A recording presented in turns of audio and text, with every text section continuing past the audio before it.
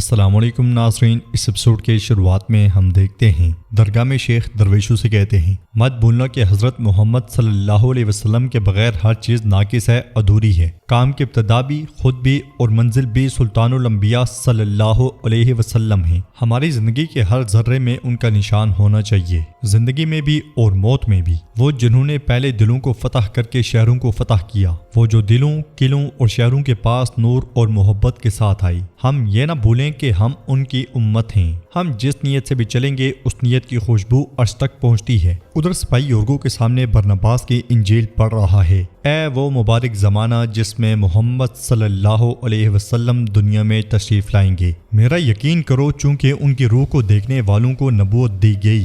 ہر پیغمبر کی طرح میں نے بھی انہیں دیکھا اور ان کا احترام کیا۔ یہ الفاظ سنتے ساتھ ہی یورگو کی آنکھوں سے آنسو بہہ پڑتے ہیں۔ سپاہی مزید پڑھتا ہے، جب میں نے انہیں دیکھا تو میری روح تسلی سے بھر گئی اور میں نے کہا، اے محمد صلی اللہ علیہ وسلم، خدا تمہارے ساتھ اور مجھے تمہارا مددگار بنائی۔ اسے پا کر میں بھی ایک عظیم پیغمبر اور خدا کا مقدس بندہ بن جاؤں گا۔ اور عیسیٰ نے ایسا کہا اور خدا کا شکر ادا کیا۔ یہ الفاظ سنتے ساتھ ہی یورگو خود پہ قابو نہ پاتے ہوئے کہتا ہے، بس کرو، اتنا کافی ہے، بند کر دو اسے۔ پھر سپاہی کے گلے پہ خنجر رکھتے ہوئے کہتا ہے، میری بات غور سے سنو، یہ کوئی نہیں سنے گا، کوئی بھی نہیں سنے گا، سمجھ گئے؟ سپاہی ہاں میں سر ہلاتا ہے تو یورگو خنجر پیچھے کر لیتا ہے۔ ادھر شیخ کہتے ہیں، تم لوگ آج ظاہر میں ایک جنگ پر جا رہے ہو، لیکن باطن میں تم اپنے دل کا تالا کھولنے جا رہے ہو، اور جان لو کہ انبیاء کے سلطان ہمارے آقا صلی اللہ علیہ وسلم کے جھنڈے کو بلند کرنے جا رہے ہو۔ پھر ہم دیکھتے ہیں کہ کچھ وقت گزر جاتا ہے اور اسحاق پاشا دونوں شہزادوں کے ساتھ سلطان کے سامنے پیش ہوتا ہے۔ شہزادے آگے بڑھتے ہیں اور سلطان کے ہاتھ کا بوسہ لیتے ہیں،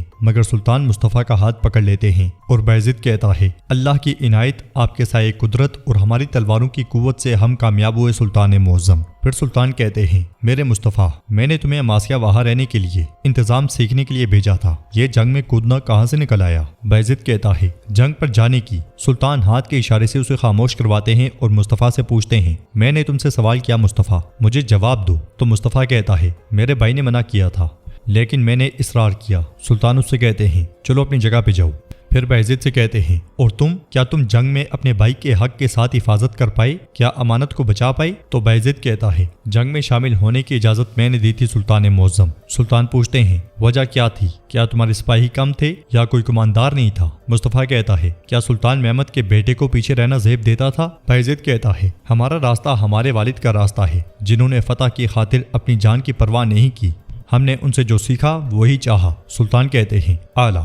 یہ کہتے ساتھ ہی سلطان مسکرا دیتے ہیں اور مزید کہتے ہیں، بیٹا باپ کا راز ہوتا ہے، کہا گیا ہے، ہمارے دل میں، ہمارے شعور میں جو کچھ بھی ہے ہم اپنی اولاد میں دیکھتے ہیں۔ اللہ کا بہت شکر ہے، یہ دیکھنا کہ ہمارے بعد ہمارا ورثہ سنبھالنے والے بیٹے باقی رہیں گے۔ ایک سلطان کے لیے اس سے بڑی کیا دولت ہو سکتی ہے؟ ایک باپ کے لیے اس سے بڑی سعادت کیا ہو سکتی ہے؟ خاص طور پر جب آپ جیسے پاشا موجود ہوں تو ایک ریاست کے لیے اس سے بڑا کیا خزانہ ہو سکتا ہے؟ تو اسحاق پاشا کہتا ہے، ہمارے پاس جو بھی قابلیت ہے سلطانم، ہم اب بھی آپ کی قدرت سے حاصل کرتے ہیں، جیسا کہ صرف محمود پاشا جانتے ہیں کہ عزون حسن ان اقدامات کے نیچے دبا نہیں رہے گا، بدلہ لے گا۔ محمود پاشا کہتے ہیں، بالکل سلطان معظم، وہ اپنے ہر ایک کھوئے ہوئے سپاہی کے بدلے 1000 گنا زیادہ حملہ کرے گا۔ سلطان کہتے ہیں، تو اس کے بعد عزون حسن اپنا راستہ خود منتخب کرے گا۔ پھر کاتب سے کہتے ہیں، درسن صاحب لکھیں، عزون حسن کے لیے ہمارا فرمان لکھیں۔ ناظرین، اس کے بعد ہم دیکھتے ہیں کہ ولاد کا برے والا ضمیر بیٹھا کچھ لکھ رہا ہے، جبکہ اچھے والا ضمیر دودھ پی رہا ہے۔ برا ضمیر اس سے کہتا ہے، کیا یہ چھوٹی عمر کب کی گزر نہیں گئی؟ تو اچھے والا ضمیر اس سے کہتا ہے، یہ بکری کا دودھ ہے، محمود پاشا نے بھیجا ہے اور یہ بہترین ہے، کیا تم پیو گے؟ وہ دودھ لے کر آگے بڑھتا ہی ہے کہ اس کا گلا کاٹ دیا جاتا ہے اور اسے قتل کرنے والا ولاد کہتا ہے، لائکو ہمارا بچپن تھا، میں اسے یاد کروں گا۔ پھر برے ضمیر کے گلے پہ خنجر رکھتے ہوئے کہتا ہے، اب جو میں کہوں گا وہ لکھو۔ پھر ولاد جا کے بیٹھ جاتا ہے اور کہتا ہے، عزت مآب شہنشاہ کومینوس، ازدہا فرقے کا حقیقی محافظ ولاد تیپش ڈریکولا، میں نے آپ کے ساتھ اپنا دورہ کام مکمل کرنے کا فیصلہ کیا ہے۔ ضمیر اس سے پوچھتا ہے، تم محمد سے غداری کرنے والے ہو، تمہیں احساس ہے نا، اور اس راستے سے کوئی واپسی نہیں ہے؟ ولاد کہتا ہے، محمد سے نہیں، وہ ہمارا بھائی ہے، محمود پاشا سے۔ سلطان محمد دیکھ لے گا کہ محمود پاشا ایک بیکار آدمی ہے، وہ اس کا تجربہ بہت تلخ طریقے سے کرے گا، لیکن اس سے زیادہ کچھ نہیں ہوگا۔ زمین پہ پڑا ہوا اچھا زخمی ضمیر اسے روکنے کی بہت کوشش کر رہا ہوتا ہے۔ ولاد مزید کہتا ہے، محمد دیو ہیکل توپوں سے شہر کے اندر نشانہ بنائے گا اور اس کے پیچھے محمود پاشا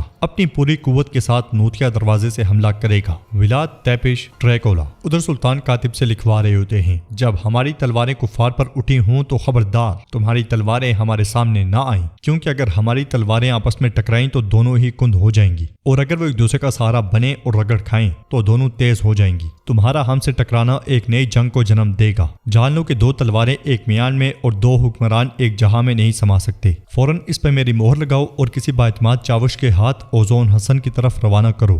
محمود پاشا پوچھتے ہیں، پھر بھی کیا آپ کو لگتا ہے کہ وہ اس مسئلے سے ہاتھ اٹھا لے گا؟ تو سلطان کہتے ہیں، ہم نے جو ضروری تھا کہہ دیا، اب اس کے بعد یا تو اوزون حسن عبرت حاصل کرے گا یا پھر ہمارے دوسرے دشمنوں کی طرح عبرت کا نشان بن جائے گا۔ اگلے منظر میں محمود پاشا تیزی سے توپوں کے پاس آتے ہیں اور ایک توپ دیکھتے ہوئے کہتے ہیں، تو ہماری مشہور بائلمیز توپ یہاں ہے، کیا تیار ہے؟ جواب میں سروجا کہتا ہے، تیار ہے پاشا، تیار ہے۔ سلطان نے یہ خاص اس محاصرے کے لیے تیار کروائی ہے، انشاءاللہ یہ اپنا حق ادا کریں گی۔ محمود پاشا کہتے ہیں، انشاءاللہ اعلیٰ، لیکن یہ جان لو کہ یہ بائلمیز اور شاہی توپیں ایک ساتھ نہیں چلائی جائیں گی۔ سروجا پوچھتا ہے، وہ کس لیے پاشا؟ مگر محمود پاشا کو جواب دیے بغیر آگے بڑھ جاتے ہیں۔ پھر آگے بڑھتے ہوئے میناروں کی صورتحال کا جائزہ لیتے ہیں اور انہیں بھی مزید مضبوط کرنے کا حکم دیتے ہیں۔ جاتے جاتے سروجا کو پھر سے خبردار کرتے ہوئے کہتے ہیں، سروجا بھولنا مت، پہلے شاہی توپ چلے گی اور اس کے بعد چھوٹی توپیں چلیں گی اور افلاکی فوجی رضاکاروں کے ساتھ حملے کے لیے نکلیں گے اسحاق پاشا۔ اسحاق کہتا ہے، لیکن پاشا اگر زیادہ مضبوط دستے حملے کے لیے جاتے رہے۔ محمود پاشا اس کی بھی بات کاٹتے ہوئے آگے بڑھ جاتے ہیں۔ اسحاق پاشا سروجا سے پوچھتے ہیں، سروجا، محمود پاشا کیا کہہ رہے ہیں؟ ایسی ترتیب کیوں بنائی جا رہی ہے؟ تو سروجا کہتا ہے، مجھے بھی کہا ہے کہ بائلمیز کو شاہی توپ کے ساتھ ایک وقت میں فائر نہیں کرنا، پتہ نہیں کیوں، سمجھ نہیں آ رہا۔ پونٹس میں ہم دیکھتے ہیں کہ کومینوس کے تخت کے سامنے سینیٹرز 2 حصوں میں تقسیم ہوتے ہیں، کوئی جنگ کا اور کوئی ہتھیار ڈالنے کا مطالبہ کرتا ہے۔ یہ بحث دیکھ کر کومینوس چلاتے ہوئے کہتا ہے، بس کر دو، محمد اور اس کا لشکر اپنی پوری قوت کے ساتھ ہمارے دروازے پر ہے۔ مت بھولنا، جنگیں وہ نہیں جیتتے جو آپس میں دشمن ہوں، بلکہ وہ جیتتے ہیں جو متحد ہوں۔ ایک شخص کہتا ہے، عیسیٰ کا دین بیچنے والوں کے ساتھ ہم کیسے اتحاد کریں؟ تو دوسرا کہتا ہے، اگر ہم چاہتے ہیں کہ ہمارے بچے زندہ رہیں تو محمد جو چاہتا ہے ہمیں کرنا ہوگا۔ پھر سے بحث شروع ہو جاتی ہے تو یورگو کومینوس سے کہتا ہے، عزت مآب لگتا ہے کہ جس اتحاد کی ہمیں امید تھی وہ یہاں سے نہیں ملے گا، اس لیے ہمیں پیدری وہاں آتا ہے، اور ایک خط کومینوس کو دیتے ہوئے کہتا ہے، ولاد کی طرف سے۔ کومینوس کھول کے پڑھتا ہے اور کہتا ہے، ولاد نے محمد کا سارا منصوبہ بتا دیا ہے۔ یورگو کہتا ہے، ولاد نے ایسا کیوں کیا؟ ہم اس پہ بھروسہ نہیں کر سکتے عزت مآب۔ تو کومینوس اپنے سینیٹرز کو دیکھتے ہوئے کہتا ہے، تو کیا ہم ان پہ بھروسہ کریں گے؟ وہ سب آپس میں اب بھی الجھے ہوئے ہوتے ہیں۔ یہ سب کومینوس کو مزید پریشان کر دیتا ہے۔ نوتیا فصیلوں کے سامنے چھوٹی توپیں نصب ہوتی ہیں۔ سروجا وہاں پہ آ کر اس کا جائزہ لیتا ہے۔ وہ وہاں موجود سپاہی سے کہتا ہے، یہ محمود پاشا کا منصوبہ ہے، ہم ان توپوں کے حملوں سے کافروں میں کھلبلی مچائیں گے اور انہیں مجبور کریں گے کہ وہ خالی جگہوں پہ سپاہی بھیجیں۔ اس طرح ہم ان کے دلوں میں خوف بٹھائیں گے اور ان کی قوت کو 2 حصوں میں تقسیم کر دیں گے۔ یہ کہتے ساتھ وہ آگ لگا کے گولے روانہ کر دیتا ہے۔ ایک کے بعد دوسری، دوسری کے بعد تیسری توپ بھی گولے اگلنا شروع ہو جاتی ہے۔ گولے لوگوں سے کافی دور گرتے ہیں مگر کھلبلی مچ جاتی ہے، لوگ دوڑ پڑتے ہیں، گولے مسلسل برسائے جا رہے ہوتے ہیں، سپاہیوں کی بھی دوڑیں لگ جاتی ہیں۔ کومینوس بھی دراوین اور اپنے ساتھیوں کے ساتھ سامنے آتا ہے اور یہ منظر دیکھتے ہوئے کہتا ہے، ولاد نے ٹھیک کہا تھا، محمد کے منصوبے کا پہلا وار ہاون توپوں سے تھا، ہر کوئی اپنی جگہ پر چلو جلدی۔ دراوین بھی سوچتا سوچتا ان کے ساتھ آگے بڑھ جاتا ہے۔ نوتیا کے دروازے کے سامنے محمود پاشا کا لشکر تیار کھڑا ہوتا ہے۔ محمود پاشا لشکر کی کمان سنبھالے ہوتے ہیں اور کہتے ہیں، آج دشمن پتھر ہے اور ہم آسمانی بجلی، آج دشمن خرگوش ہے اور ہم بھیڑیے، آج ان پر خوف طاری ہے اور ہم مجسمے جرت۔ دوسری طرف سلطان سروجا کے پاس آ کر پوچھتے ہیں، کیا تمام شاہی توپیں تیار ہیں؟ سروجا کہتا ہے،